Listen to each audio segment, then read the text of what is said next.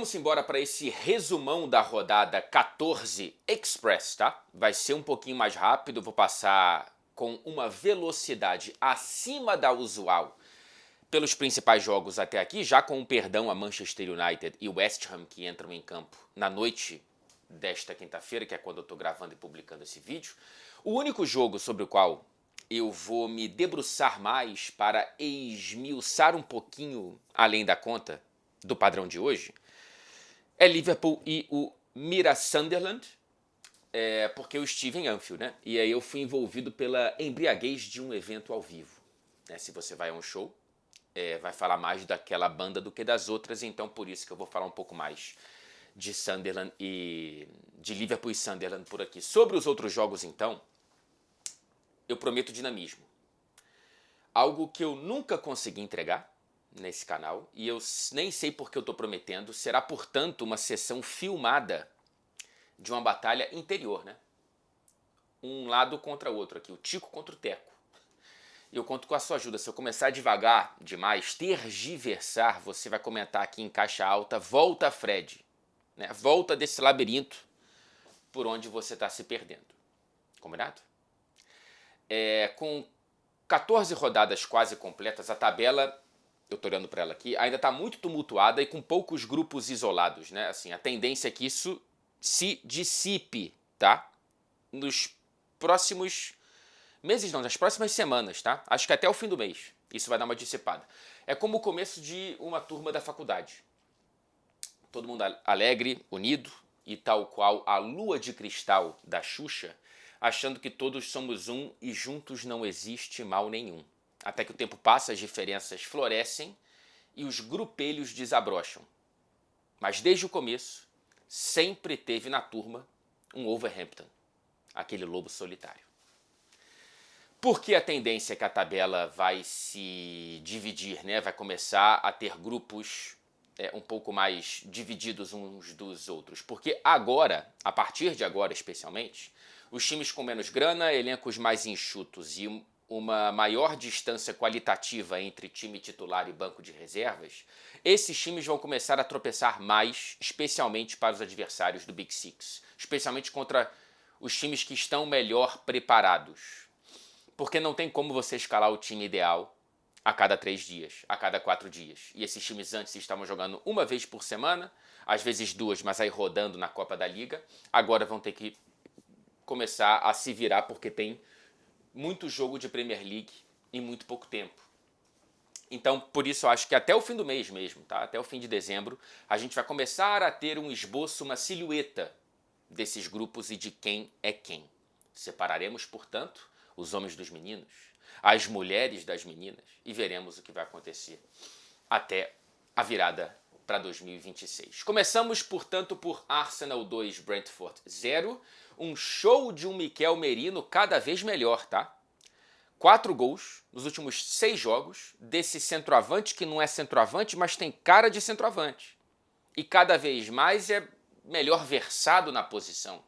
Belíssimo, o gol importante, numa belíssima jogada do Arsenal, né, com o Madueke dando um toquinzinho de letra, assistência do Ben White, que é titular na Premier League pela primeira vez desde a primeira rodada, e o Merino coloca o Arsenal à frente, e no fim do jogo, já com o Gyökeres em campo, ele volta para o meio campo e dá uma belíssima assistência para o Bukayo Saka, que também foi poupado,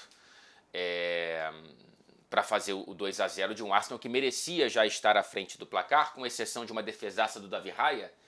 O Brentford pouco ameaçou os Gunners. E aí a minha pergunta, olhando para Mikel Merino, é a seguinte, talvez uma pergunta um pouco injusta pelo momento da colocação, mas se começasse hoje o mata-mata da Champions, um jogo grande, pesado, né, eliminatório, com todos do elenco à disposição, você, torcedor do Arsenal, iria de Merino ou Gyökeres como centroavante do time? Eu acho que até lá o Gyökeres vai voltar a fazer mais vezes o que ele fez antes de se machucar, especialmente no primeiro tempo contra o Burnley, mas o Merino, ele entrega muito bem e está muito mais integrado a esse Arsenal, que funciona melhor com esse Mikel Merino por ali, mas precisa priorizar o Gyökeres para fazer a máquina funcionar com ele também, porque eu acho que a máquina, O teto da máquina do Arsenal com o Gyökeres é mais alto do que o teto da máquina do Arsenal com o Merino ou até o próprio Havertz como centroavante. Pelo menos é isso que eu penso nesse momento. Vitória importante, como reação à má atuação contra o Chelsea em Stamford Bridge, mas não deixa de ser, convenhamos, né, protocolar frente às ambições e às condições desse elenco do Arsenal na temporada. O Arteta rodou, o Keith Andrews também, olha aí, né, os times tendo que se virar com menos ovos para fazer um omelete. O Igor Thiago foi banco, por exemplo, nessa partida. O maior problema é quando você roda e mesmo assim vê jogadores se machucando, como o Arteta mais uma vez. Viu o Moresca. O Moresca. Ai. O Mosqueira. Olha só, eu confundindo com o técnico do Chelsea, que daqui a pouco vai ser assunto aqui. O Mosqueira saiu machucado e o Rice também saiu com um problema físico que parece não ser grave na panturrilha. O Mosqueira, ou o Moresca, a gente vai ter que esperar para ver. Ainda assim, o Timber entrou. O bom desse elenco do Arsenal é que não só tem muitas opções, mas são muitas opções versáteis. E tem muita gente por ali que dá para fazer o miolo de zaga, ainda que com 3 zagueiros lesionados seja uma situação longe da ideal. E aí vamos ver quem é que o Arteta vai conseguir arrumar para ter condições de jogar e se unir à batalha dificílima no Villa Park neste sábado, porque temos um Aston Villa cada vez mais embalado. Brighton 3, Aston Villa 4. Jogo de 7 gols e nem foi o jogo com o maior número de gols da rodada. O Unai Emery segue fazendo uma bela limonada com poucos limões, um belo omelete com poucos ovos. 6 vitórias consecutivas na temporada, 4 vitórias consecutivas na Premier League e 3ª colocação. E se o problema era a falta de gols até aqui, marcou em um só jogo 1/4 do que havia marcado em 13 rodadas. Com a marca do importantíssimo retorno, e tomara que seja um retorno mesmo, de Ollie Watkins. O Brighton abre 2-0 em casa, né? Enfim, o estádio ali indo abaixo e confiante na manutenção do bom histórico recente do Brighton dentro de casa, especialmente na Premier League. Mas aí o Watkins, ele marca 2 vezes, com 2 belas assistências do Maatsen, a segunda especialmente, um belíssimo lançamento. E esses 2 gols do Watkins, eles são o mesmo número de gols marcados pelo Watkins nas 24 partidas anteriores. Não faz tanto tempo assim que a Inglaterra discutia, durante a última Euro, se o Watkins deveria entrar no lugar do Harry Kane, que não fazia um bom torneio. Era esse o tipo de jogador que o Aston Villa tinha nas mãos. Jogador desejado pelo Arsenal, desejado pelo Manchester United. Ficou meio a contragosto e a torcida pegou um pouco de bronca. E agora vamos ver se ele consegue voltar a ser o que era. Ainda tem 29 anos de idade. É uma idade muito alta para uma grande transferência e talvez isso tenha sido o que bloqueou, né? O que tenha feito o Arsenal ir para o Gyökeres, o Manchester United ir para o Sesco. Mas enfim, dentro do Aston Villa, o Watkins, ele é ídolo e vamos ver se ele recupera velocidade de cruzeiro, porque ele é muito importante nesse elenco enxuto por conta, já falamos aqui várias vezes, das limitações, da estrangulação do fair play financeiro do Aston Villa, que gastou mais do que podia nas últimas temporadas e agora teve que fechar a torneira. O Brighton estava invicto em casa há 10 rodadas na Premier League. Não foi qualquer coisa que o Aston Villa fez, tá? Vamos ver contra o Arsenal. Leeds United 3, Chelsea 1. Agora sim vamos falar do Maresca.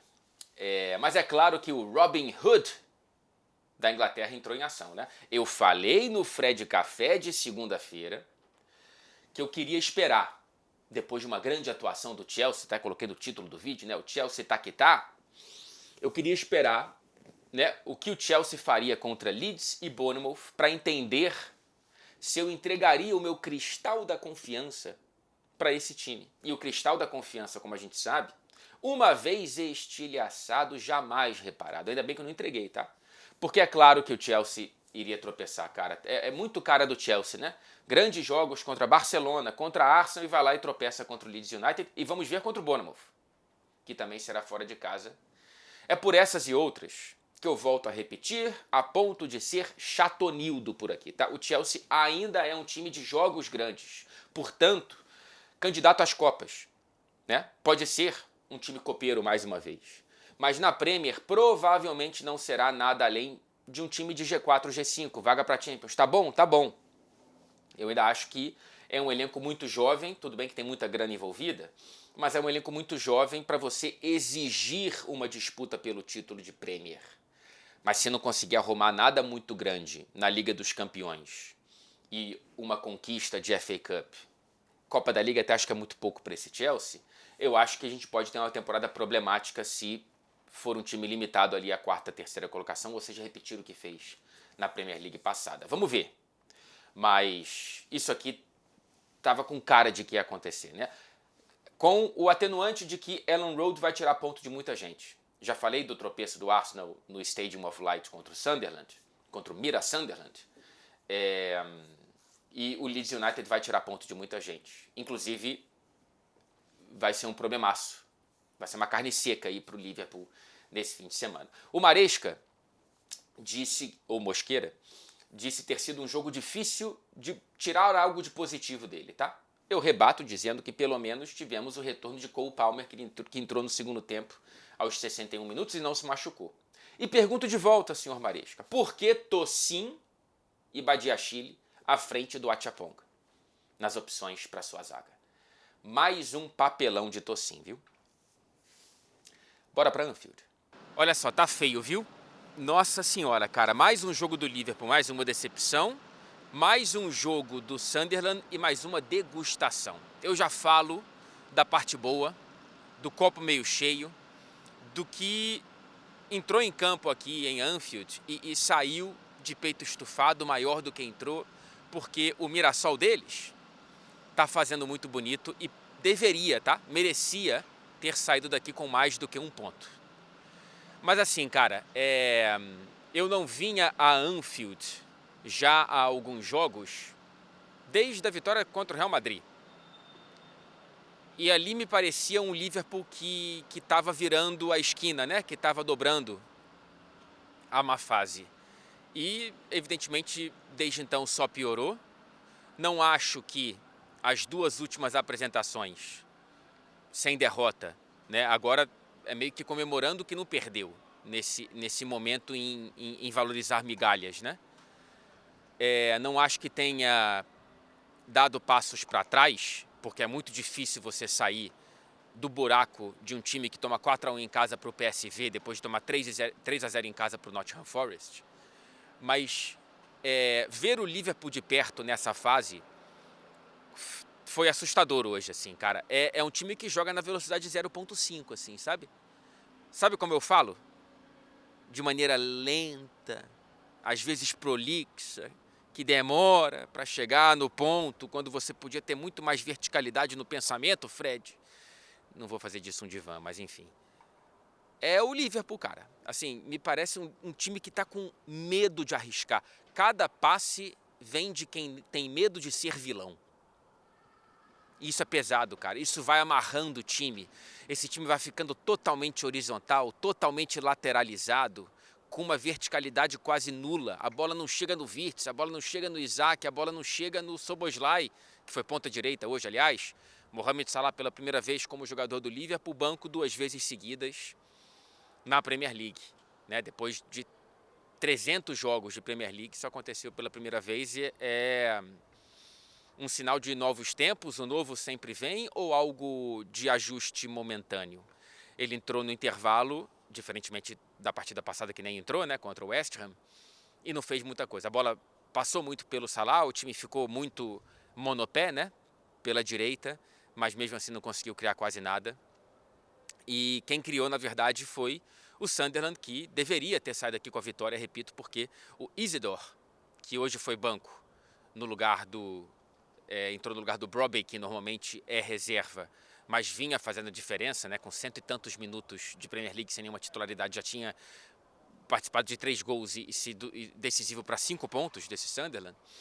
O Isidore, ele saiu cara a cara com o Alisson, driblou o Alisson, mas o Chiesa, que deveria ter mais minutos do que tem, senhor Arne Slot, ele salvou em cima da linha, ali um pouco em frente na pequena área, né? Não foi um chute tão perigoso assim, porque foi muito fraco, mas foi a única chance clara depois do Florian Wirtz ter feito o gol que ele não fez, né? Porque ele faz uma bela jogada, chuta, a bola ia para fora realmente, desvia no Mukiele, e a Premier League deu o gol contra do Mukiele. Não foi dessa vez, 18 partidas depois que Florian Wirtz conseguiu romper aí a barreira de não ter feito nenhum gol com a camisa do Liverpool. Jogou um pouquinho melhor no segundo tempo do que no primeiro, mas ainda é um Florian Wirtz, claro, voltando de lesão, e de um Liverpool disfuncional coletivamente. Tá muito, muito, muito, muito esquisito, cara. Esse Liverpool lento, que não tem nenhuma verticalidade, que não arrisca praticamente nenhum passe, que não tenta quebrar nenhuma linha, com poucas exceções, que se movimenta de maneira muito lenta, ele dificilmente vai para algum lugar, cara. Dificilmente vai para algum lugar. Quando você tem medo de arriscar, quando você tem medo de ser herói porque não quer ser vilão, e aí? O que você vai ser? E aí esse Liverpool fica nessa, eu não quero pular no abismo, mas tá dirigindo tão devagar que tá sendo ultrapassado, né, cara? E aí eu não sei como é que vai ser agora no sábado em Elland Road, que acabou de engolir o Chelsea. Então, contra o Leeds United, eu acho que, assim como hoje, eu estava falando, né, antes do jogo, que o Liverpool entrou hoje sem nenhum favoritismo, eu achava mais fácil o Sunderland ganhar do que o Liverpool ganhar, eu acho que o Leeds é favorito contra esse Liverpool, né? Dificilmente uma equipe hoje não é favorita contra esse Liverpool, assim, tirando algumas, quase todas são favoritas contra esse Liverpool. A fisicalidade do Sunderland foi encolhendo o Liverpool. O Van Dijk, ele fez um hat-trick de erros, né? Quer dizer, 2 erros e 1 azar, porque ele erra o passe, ele não fecha o chute, né? Ele fica recuando, dando espaço para finalização, e a bola desvia nele para entrar. São 2 gols com desvios. Teve bola na trave de um lado, teve bola na trave de outro, mas esse Liverpool ele está insosso, inseguro.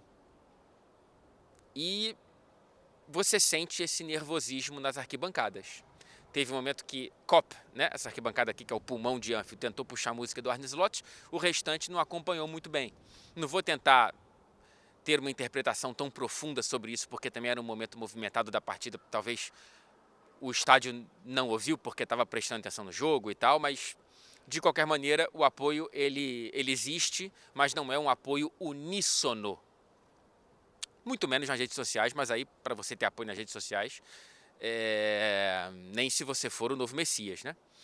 Mas enfim, eu entrevistei pela TNT Esportes México e é uma pena que a Premier League agora esteja com uma determinação de geobloquear, né? Geobloquear entrevistas, não só lances. Então, se você entrevista um cara pela TNT Esportes México, só quem está no México pode assistir, o que eu acho um absurdo, mas enfim, é uma nova regra da Premier League.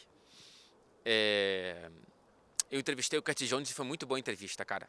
Muito boa.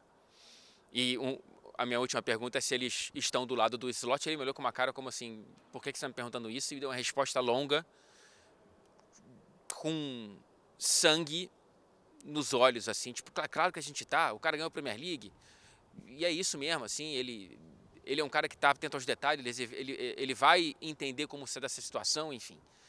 Não estou dizendo que o Curtis Jones está certo e nem que ele representa a maior parte do vestiário do Liverpool, não sei também se representa, tá? Pode ser que sim, mas ele que é um cara que fala muito bem, para quem entende esse sotaque pesado, e ainda bem que eu estou há bastante tempo aqui para conseguir entender, ele falou muito bem, mais uma vez, e deu o recado ali, pelo menos falando por si, que segue do lado de Arne Slot.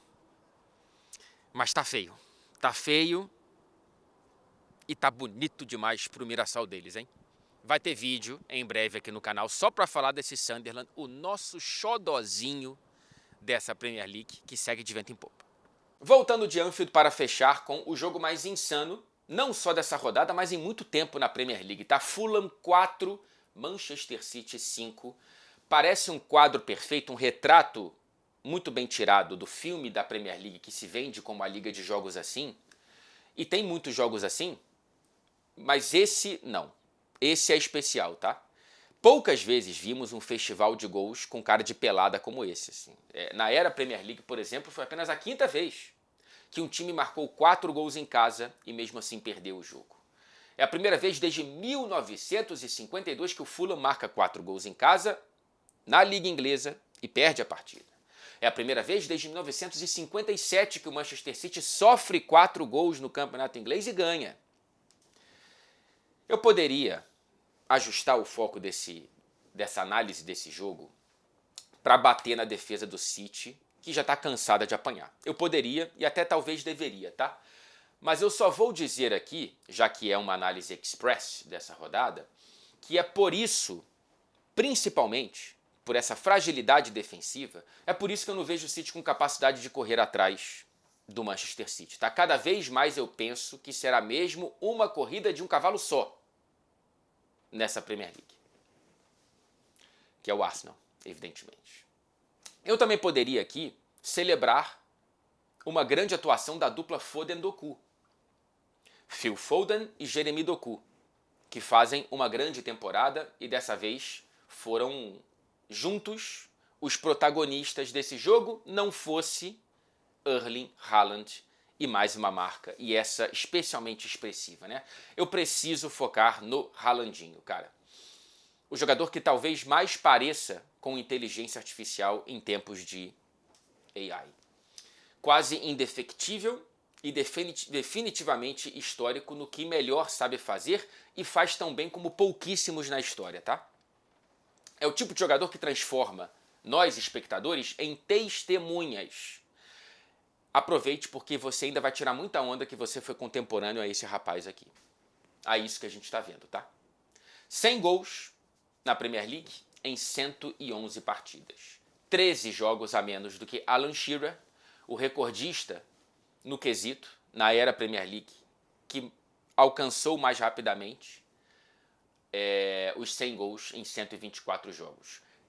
É o 35º, o Haaland, a alcançar essa marca, a entrar nesse clubinho aí na era Premier League, né, de 92 para cá. O primeiro desde 2023, quando o Son foi o 34º. Esse clube que, curiosamente, não tem brasileiros. Né? O maior artilheiro brasileiro da era Premier League é o Roberto Firmino, com 82 gols em 256 jogos. A melhor média de gols por jogo não é de Alan Shearer, é de Thierry Henry, 0,68. A de Haaland é de 0,9. Parece pouco, mas percentualmente é um crescimento absurdo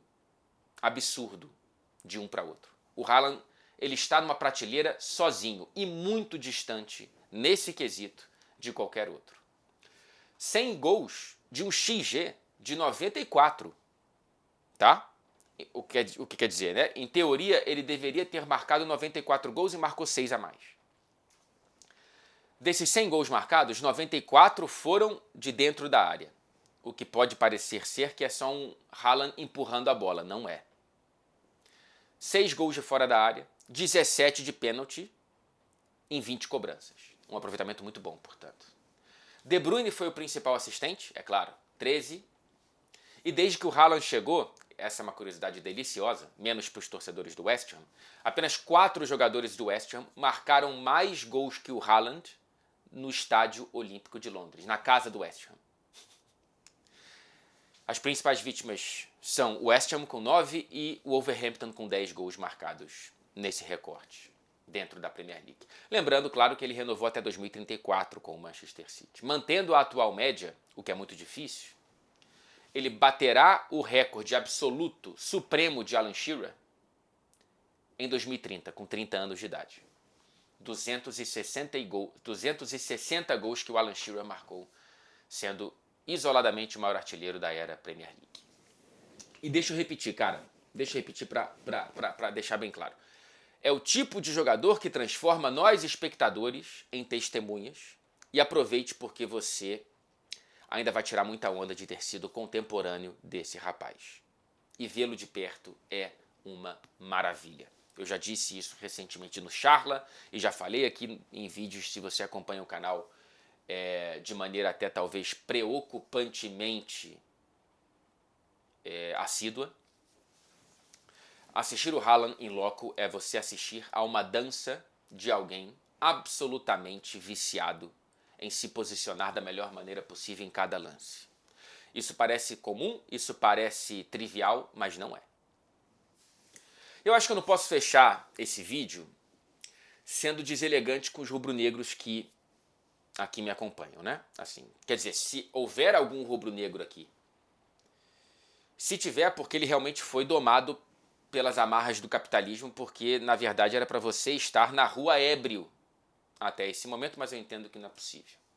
Seria uma obrigação cívica, mas não dá.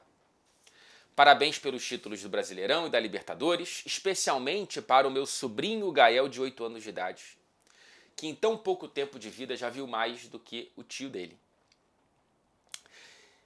E de forma alguma eu vou torcer para que em algum momento essas memórias tão bonitas sejam tão distantes, porque o clube vai entrar numa espiral de crise infinita, e aí aos 20, 30 anos o Gael vai olhar para trás, não vai nem conseguir lembrar e vai até lamentar que viveu uma fase tão gloriosa com tão pouca idade na infância, né? Longe de mim, né? Torcer para que algo assim aconteça com ele. Te amo, Galzinho, e parabéns aos rubro-negros, portanto. Até o próximo vídeo.